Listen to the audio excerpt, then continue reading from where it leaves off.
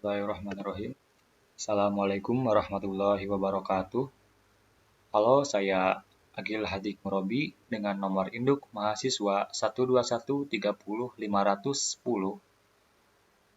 Mahasiswa jurusan Ilmu Hukum kelas A dari Fakultas Syariah dan Hukum UIN Sunan Gunung Jati Bandung. Video ini dibuat untuk memenuhi tugas ujian tengah semester mata kuliah Pengantar Hukum Indonesia. Pertama-tama saya ucapkan terima kasih kepada Ibu Neng Yani Nurhayani, SHMH, selaku dosen pengampu mata kuliah Pengantar Hukum Indonesia, dan juga yang saya banggakan para pemerhati hukum dan teman-teman sekalian yang menonton video ini. Di sini saya akan membahas materi bab 8 tentang penundukan secara sukarela kepada hukum perdata Eropa untuk bagian-bagian lain.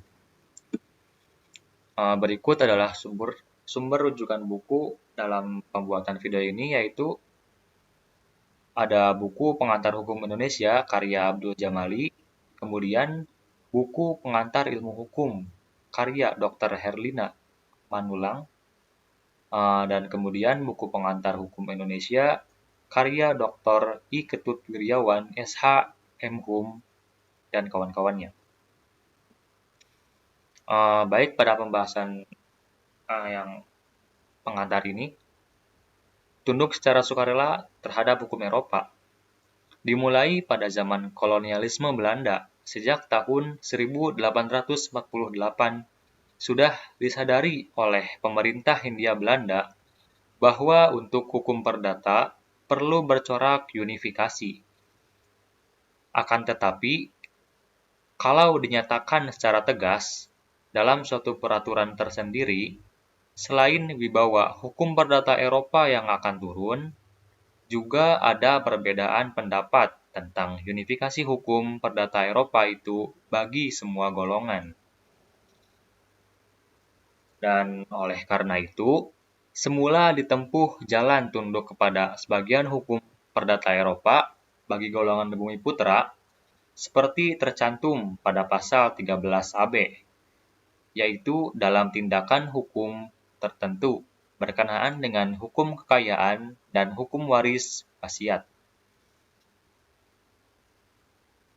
Kemudian, pada tahun 1917, sebagai hasrat sending orang Belanda untuk memperbaiki golongan bumi putra yang beragama Kristen, oleh pemerintah Hindia Belanda dikeluarkan peraturan tentang tunduk secara sukarela kepada hukum perdata Eropa melalui Statblad 1917 nomor 12.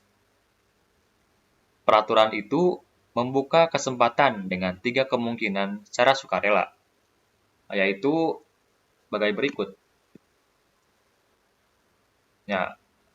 Tunduk secara sukarela terhadap hukum Eropa terbagi menjadi 3 bagian. Yang pertama, tunduk secara sukarela kepada seluruh hukum perdata Eropa. Dan yang kedua, tunduk secara sukarela kepada sebagian hukum perdata Eropa. Dan yang ketiga, tunduk secara sukarela terhadap hukum perdata Eropa mengenai suatu tindakan hukum tertentu atau dianggap tunduk secara diam-diam. Baik, menuju pembahasan yang pertama, yaitu tunduk secara sukarela kepada seluruh hukum perdata Eropa. Tunduk secara sukarela kepada seluruh hukum perdata Eropa ini, ketentuannya tercantum dalam pasal 1-17. Berdasarkan ketentuan pasal ini, tidak setiap orang dari golongan bumi putra atau orang Indonesia dan yang dipersamakan ini dapat tunduk secara sukarela kepada seluruh hukum perdata Eropa. Maksudnya, terhadap penundukan itu mempunyai larangan sebagai pengecualian. Nah, larangan sebagai pengecualiannya sebagai berikut ini. Yang pertama, ada laki-laki yang mempunyai istri lebih dari satu orang. Ini berkenaan dengan asas hukum keluarga yang monogami.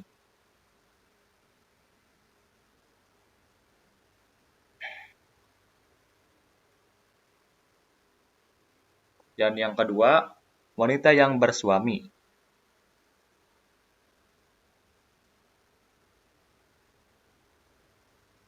Dalam hubungan perkawinan, mengandung asas kesatuan hukum suami yang berlaku bagi kehidupan keluarga. Maksudnya, dengan sahnya suatu perkawinan, maka suami sebagai kepala rumah tangga dan istri sebagai anggota keluarganya akan mengikuti suami. Jadi, tidak mungkin bagi seorang istri akan berlaku hukum perdata Eropa, sedangkan suaminya berlaku pada hukum adat. Hal ini berdasarkan pada SEMA 3 tahun 1963. Dan yang ketiga, ada anak di bawah umur. Selama belum terpenuhi mencapai 21 tahun, maka anak itu masih di bawah kekuasaan orang tua dan dinyatakan belum mampu.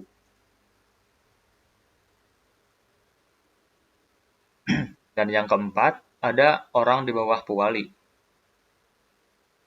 Yang dimaksud dengan orang di bawah pewali ialah setiap orang yang telah dewasa atau belum dalam keadaan sakit ingatan atau tidak normal daya berpikirnya. Ia akan berada di bawah asuhan wali. Kepada orang yang di bawah pewali tersebut, tidak dapat melakukan tindakan hukum sendiri. Segala sesuatu untuk keperluan dan kepentingan dirinya dilakukan oleh wali yang ditetapkan. Cara keadaan yang dilarang oleh hukum untuk melakukan tindakan hukum sendiri itulah seorang yang berada di bawah pewali, termasuk yang dilarang tunduk. Berikut empat orang ini merupakan pengecualian dari pada tunduk secara sukarela kepada seluruh hukum perdata Eropa. Nah, adapun cara menjalankannya, penundukan itu dapat dilakukan dengan menyampaikan pernyataan kemauannya secara pribadi kepada kepala pemerintahan setempat. Kalau pernyataan itu telah diteliti dan dikabulkan, kepala pemerintahan setempat akan memberitakannya secara umum. Bagi seorang laki-laki yang beristri, prosesnya terlebih dahulu harus mendapat izin dari istri. Hal itu karena suami sebagai kepala rumah tangga atau kepala keluarga, tindakan pendudukan tersebut berakibat mengikat kehidupan keluarga itu sendiri. Nah, jikalau istri telah mengizinkan, selanjutnya ditempuh dengan cara seperti di atas tadi. Menundukkan secara sukarela ini kepada seluruh hukum perdata Eropa bukan berarti penduduknya pindah golongan. Nah, pada awalnya, Stadblad tahun 1917 nomor 12 atau lembar negara ini dibentuk untuk memenuhi kebutuhan hukum orang-orang Bumiputra dan orang-orang Timur Asing. Akan tetapi, kemudian pemerintah Hindia Belanda menganggap perlu bahwa terhadap golongan Timur Asing ini diberlakukan hukum perdata Eropa. Maka, pada tahun 1917, dibentuklah Stadblad 1917 nomor 129, dan 7 tahun kemudian dibentuklah Stadblad 1924 nomor 596 yang menetapkan bahwa bagi golongan Timur Asing bukan Cina pun diberlakukan hukum perdata dan hukum dagang Eropa seluruhnya, kecuali hukum keluarga dan hukum waris tanpa surat wasiat masih berlaku hukum adat masing-masing. Kemudian, untuk orang-orang Bumiputra, diberikan kemungkinan untuk diberlakukan hukum perdata Eropa. Nah, kemungkinan ini diberikan berdasarkan Statblad 1917 nomor 12 yang mengatur tentang penundukan sukarela kepada hukum perdata Eropa. Statblad ini merupakan undang-undang yang melaksanakan pasal 131 ayat 4 IS yang bunyinya sebagai berikut. Dalam hal bagi golongan orang Indonesia asli dan bagi golongan timur asing, tidak berlaku hukum yang berlaku bagi golongan Eropa. Maka, mereka berkuasa untuk mentaati dengan sukarela peraturan hukum perdata dan dagang Eropa itu yang tidak berlaku bagi mereka. Untuk seluruhnya atau mengenai suatu perbuatan hukum saja. Penaatan dengan sukarela ini dan akibat-akibatnya akan diatur dengan ordonansi. Dan yang kedua yaitu pembahasan mengenai tunduk secara sukarela kepada sebagian hukum perdata Eropa. Nah, tunduk secara sukarela kepada sebagian hukum perdata Eropa ini, ketentuannya diatur dalam pasal 18 sampai 25. Yang dimaksud dengan sebagian hukum perdata Eropa ialah ketentuan-ketentuan hukum yang mengatur tentang kekayaan, waris, dan wasiat. Sementara itu, cara dan syarat-syaratnya untuk tunduk di sini sama seperti yang dikehendaki oleh penundukan secara sukarela kepada seluruh hukum perdata Eropa yang tadi. Nah, penundukan ini hanya berlaku bagi golongan Bumiputra. Dan bagi mereka yang tunduk kepada sebagian hukum perdata Eropa, dalam tingkah laku hukum sehari-harinya yang berkenaan dengan hukum, kekayaan, pewarisan, dengan wasiat, maka mereka memberlakukan ketentuan-ketentuan hukum perdata Eropa. Akan tetapi, dalam bidang hukum lainnya mengenai keperdataan, akan tetap berlaku hukum adatnya.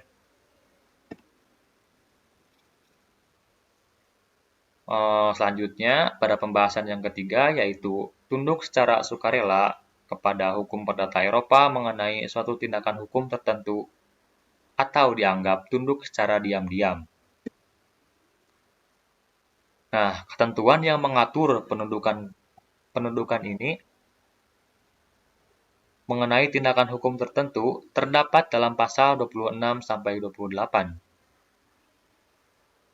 Dikehendaki melakukan suatu penyertaan dengan akta di bawah tangan yang dilengkapi oleh pernyataan seorang notaris.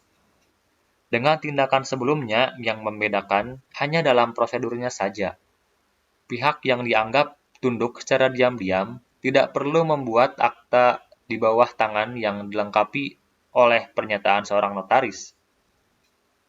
Dalam menjalankan penundukan ini, baru akan ada suatu penundukan jikalau yang melakukan itu tindakannya merupakan suatu peristiwa hukum. Misalnya, dalam membuat wasiat di hadapan seorang notaris. Sebenarnya, tindakan hukum tertentu itu tidak ada perbedaannya dengan prinsipil. Maksudnya, tidak ada perbedaan yang prinsipil dengan yang dianggap tunduk secara diam-diam dalam tindakan hukumnya. Yang jelas berbeda hanya dalam prosedurnya saja. Pihak yang dianggap tunduk secara diam-diam ini tidak perlu membuat akta di bawah tangan. Tindakan yang dilakukan itu secara sadar seperti sudah merupakan bagian tingkah laku dalam kehidupan sehari-harinya, tanpa disadari sebenarnya telah melakukan penundukan kepada aturan-aturan hukum perdata Eropa. Keadaan itu menyangkut tentang aturan-aturan hukum kekayaan yang tidak diatur di dalam hukum adat, misalnya dalam memberi karcis, kereta api, menerima surat berharga, menandatangani wesel, dan sebagainya. Ketentuan penundukan secara diam-diam ini dicantumkan dalam pasal 29. Berikut ada sedikit tambahan, yaitu Dengan berlakunya peraturan penundukan secara sukarela ini kepada hukum perdata Eropa yang berlaku sejak 1 Oktober 1917 bagi golongan bumi putra, yaitu orang Indonesia dan dipersamakan ini, maka unsur paksaan seperti yang tercantum dalam Statblad 1895 nomor 79 sudah tidak ada lagi. Sebenarnya dalam Statblad 1917 nomor 12 ini masih ada syarat-syarat tertentu yang harus dipenuhi. Akan tetapi, karena peraturan itu sebagai penundukan sukarela, tentunya keharusan yang merupakan syarat untuk tunduk bukan keharusan bagi setiap orang dari golongan bumi putra. Kalau seseorang menyatakan tunduk secara sukarela pada hukum perdata Eropa, sesaat setelah berlaku aturan-aturan perdata Eropa bagi dirinya, berarti sukarela menjadi hilang. Maksudnya berarti sifat sukarelanya menjadi hilang. Hal itu dikarenakan terhadapnya harus melaksanakan aturan-aturan hukum perdata Eropa. Dirinya pun akan terikat kepada ketentuan-ketentuan hidup yang dikehendaki oleh orang-orang Eropa. Sejak berlakunya peraturan penundukan secara sukarela itu, ketentuan pasal 13 AB menjadi tidak berlaku. Penggunaan istilah golongan bumi putra, peraturan penundukan berubah menjadi golongan Indonesia, golongan timur asing, setelah Reigerings Reglement baru yang berlaku di tahun 1920.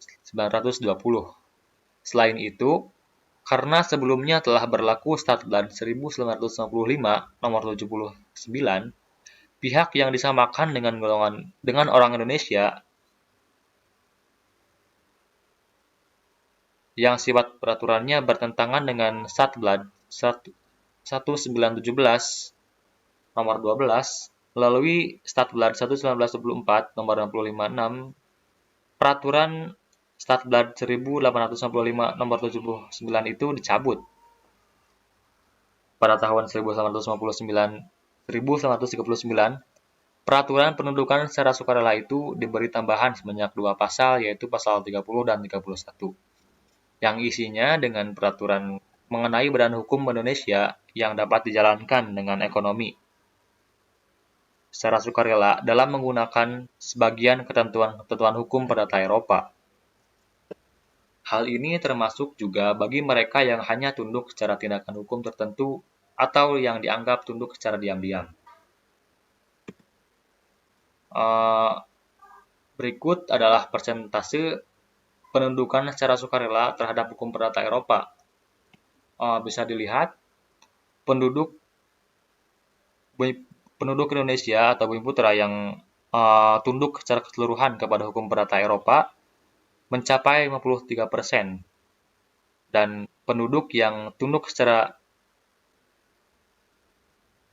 diam-diam hanya mencapai 20%, dan kemudian penduduk yang tunduk pada sebagian hukum perdata Eropa mencapai 27%. Data tersebut berdasarkan pada studi pustaka sumber bacaan yang ada, dan masih memungkinkan pada masanya mengalami perubahan. Sekian, terima kasih pembahasan yang bisa saya sampaikan.